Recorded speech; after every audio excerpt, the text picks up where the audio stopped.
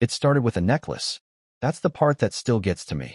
Not a hotel key card, not a lipstick on the collar, not even a late-night phone call she stepped outside to take. Just a necklace, small and delicate, with a sapphire that caught the light every time she tilted her head. It wasn't even her birthday. We were in the kitchen when she showed it to me. It was a quiet Sunday morning, the kind where nothing is urgent, where the biggest decision is between pancakes or eggs. She was pouring coffee, barefoot, her hair still wet from a shower. I remember the way she held it out to me, looped around her fingers like something fragile and meaningful. "Look what Maddie got me," she said, smiling. Her sister. Of course. I smiled back, maybe a second too late. "It's beautiful," I said. "What's the occasion?" She shrugged. "No reason. Just said she saw it and thought of me." That seemed like something Maddie might do. Impulsive, generous, always a little too eager to play the doting sister. I didn't question it, not out loud anyway. But something about the way she held it, the way she avoided looking me in the eye when she fastened it around her neck, that stuck with me. Still, I let it go? Or I thought I did. Over the next few weeks, she wore it constantly, like it had become part of her. She'd even wear it to bed sometimes, say it made her feel safe, which didn't quite make sense, but didn't seem worth challenging either. Then one night, I was looking for a warranty receipt in the kitchen drawer. You know the one, the catch-all with rubber bands, pins that don't work, batteries that roll around and never match, and I found it. A small white envelope. Nordstrom. The receipt was folded neatly inside. I wasn't even snooping, not at first. But the name on the top wasn't Maddie's. It was a man's. I won't share his full name here. Feels strange to protect him, but it's not really about him. Let's just say his name was Tyler. The date matched the day she said Maddie gave her the necklace. I stared at it for a long time. Not because I was angry. Not yet.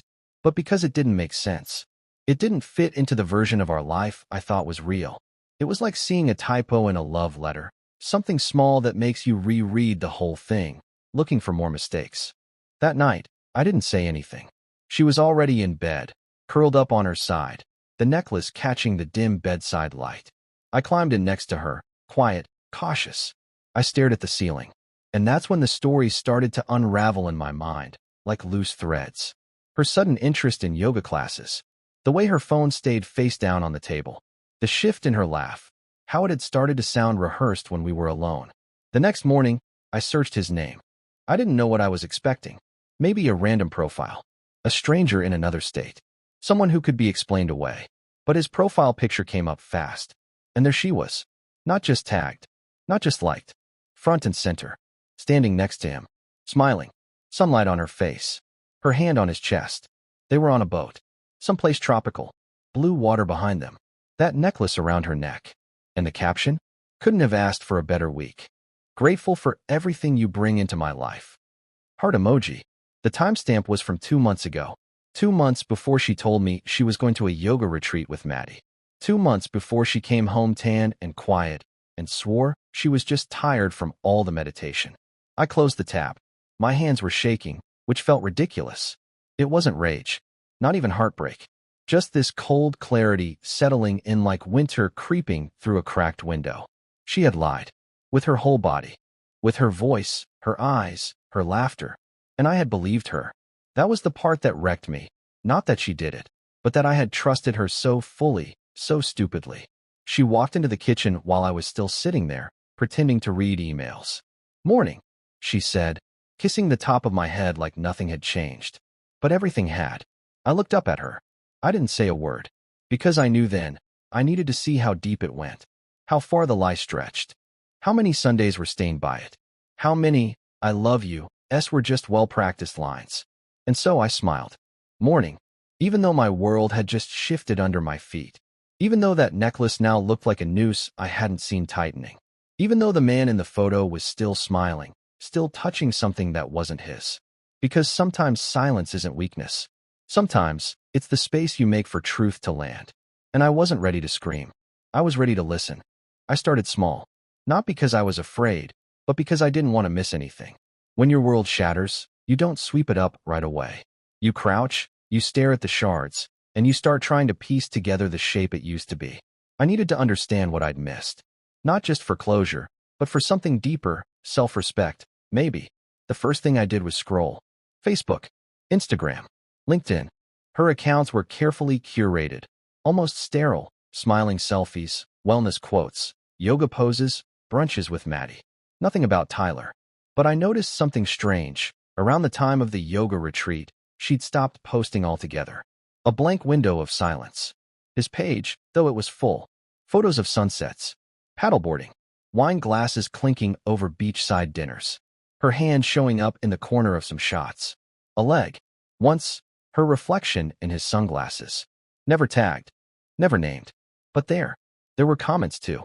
A friend of his posted, "Glad you two finally took the leap," on one post. Another said, "She's stunning, man. You look happy." He never replied. No heart emojis. Just a string of hearts from people who knew, who weren't pretending. And me? I scrolled quietly, like a man peeking into his own life from the outside. Like someone watching a film of a marriage that never really existed. That week, I watched her closely. She'd hum in the shower. She'd kiss me on the cheek before heading to work. She made dinner one night and brought out wine, the nice one we'd been saving for something special. She laughed when I asked what the occasion was. "Just us," she said. "I feel like we haven't slowed down in a while." She said it with such ease it almost worked. Almost. But that necklace caught the candlelight like it was mocking me. Later that night, while she slept, I logged into our shared cloud account. She'd forgotten that our phones automatically backed up photos. It was mostly random stuff, grocery lists, parking receipts, screenshots of Pinterest meals. But then I found a folder marked Yoga Retreat. Inside, 100 pictures. Not a single one of yoga. Beach photos. Wine tastings. A hotel suite with rose petals on the bed. Him, shirtless, holding her waist. Her, in that same sapphire necklace, wearing a smile I hadn't seen in years. One picture stopped me cold. They were sitting at an outdoor cafe, laughing, her hand resting gently on his. And in the background, a street sign. Spanish. Not just a tropical place. Mallorca. I checked the calendar again. She'd told me she was going to Oregon. The lies weren't even cautious. They were bold, confident. And I realized then, she didn't just think she could get away with it. She believed I'd never look. That stung more than anything. The next few days passed like fog. I went to work. I came home. I watched her brush her hair at night. I listened to her tell me about her day. She said her coworker Jen might be pregnant. That her car needed new tires. That Maddie was planning a trip to Colorado in the fall and wanted us to come. Us. I nodded. I smiled. I wasn't ready to confront her. Not yet. I needed more. So I reached out to Maddie. I kept it casual, said I was thinking of surprising my wife with something for her birthday next month and wanted to know what necklace she'd given her. I didn't even finish the question before she responded. "I didn't give her a necklace," she wrote. "She said it was from you." I stared at the message. Felt my pulse in my ears. I thanked her, closed the chat, and sat there for a long time. I remember it was raining. That kind of soft, polite rain that doesn't really drench the pavement but makes everything feel heavy. I stood at the window and watched it slide down the glass. I wasn't even angry. Not really. Just hollow. She came up behind me a little while later, wrapped her arms around my waist like nothing was wrong. "You're quiet lately," she said into my back. I forced a laugh. "Just tired." "You sure?" "Yeah." She kissed the spot between my shoulder blades and patted back toward the kitchen. I turned and watched her walk away. Her soft silhouette, her familiar gait, the way she touched the countertop without thinking. All those things I'd memorized, all those years of loving her. And now every moment, every movement, felt like a lie wearing my wife's face. The final piece came 2 nights later. She fell asleep with her phone unlocked. I know I shouldn't have. I get it. Boundaries. Privacy. All the things a good husband is supposed to honor. But by then, I wasn't sure if I was a husband anymore. I opened her messages. Most were benign. Group chats. Memes. One from her boss asking about a meeting. Then, down near the bottom, a name I didn't recognize. Ty. No heart emoji. No photo. Just Ty. I opened it. And there it was. Thread after thread. I didn't read them all. I couldn't. But I saw enough.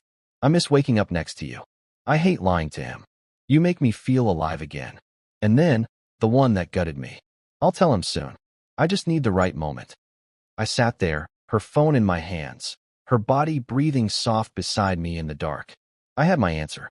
She was going to tell me. Eventually. But not because it was the right thing. Because it had become inconvenient to keep lying.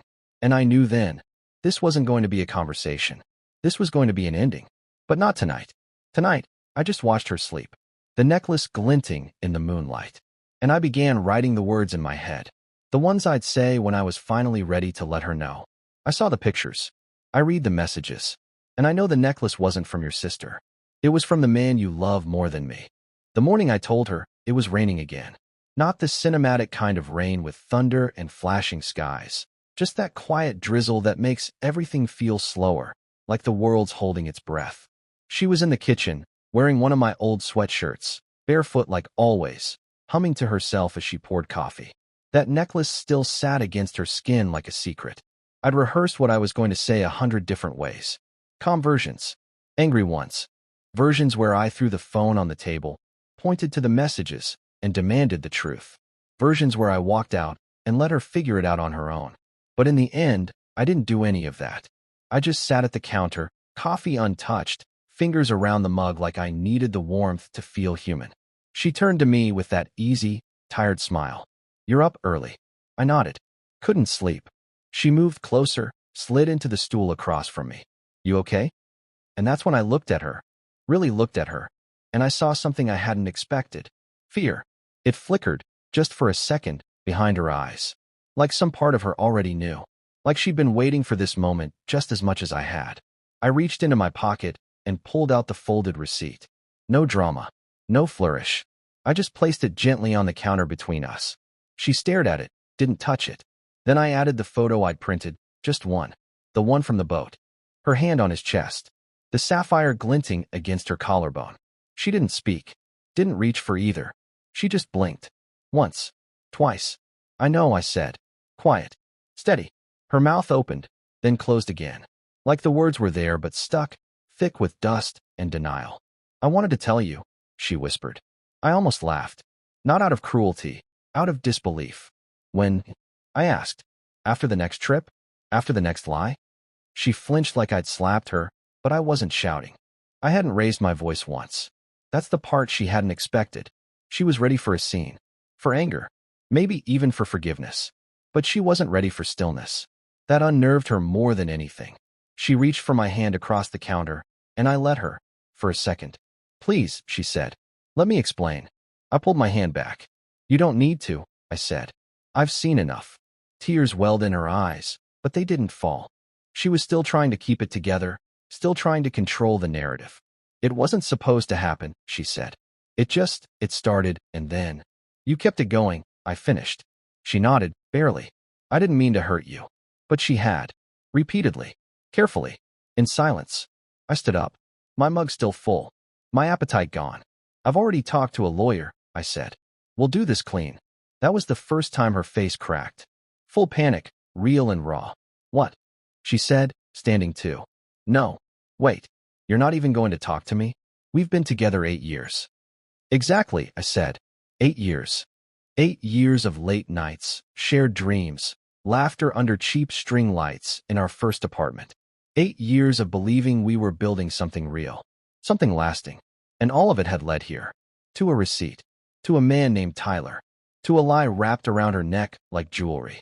I never stopped loving you, she said. But it didn't matter anymore. Love, as I'd come to understand, isn't just a feeling. It's action. It's consistency. It's the choice to tell the truth even when it's inconvenient. I grabbed my keys from the hook by the door. Where are you going? She asked. To remember who I was before I forgot myself trying to keep you. She stepped forward, desperate now. Don't leave like this. Please. I turned back once, looked at her framed against our kitchen, the life we built. I'm not leaving, I said. I'm letting go. And I did. I walked out into the rain without an umbrella, without a plan. Just a man reclaiming his silence. The days that followed were hollow. There's no other word for it. Friends called. Family asked. She texted. Once. Then twice. Then nothing. I didn't respond. I moved out 2 weeks later. Quietly. I let her keep the apartment. The furniture. Even the dog. Not because I didn't care. Because I needed nothing that reminded me of who I was when I loved her blindly. Months passed. Tyler faded from her profile. Disappeared. Like he was just another version of her that couldn't last. She posted pictures again, but something had changed. The light was gone from her eyes. And me? I started over. Small apartment. Mornings that didn't begin with suspicion. Nights that didn't end in doubt. I picked up old hobbies, reconnected with friends I'd let drift. And one day, I passed a jewelry store. There in the window, under soft golden light, sat a necklace almost identical to the one she used to wear. Only this one didn't haunt me. It just reminded me of how far I'd come. Not angry, not broken, just free. And if she ever wonders what broke us, I hope she remembers. It wasn't the man. It wasn't the necklace. It was the lies she wore every day and thought I'd never see.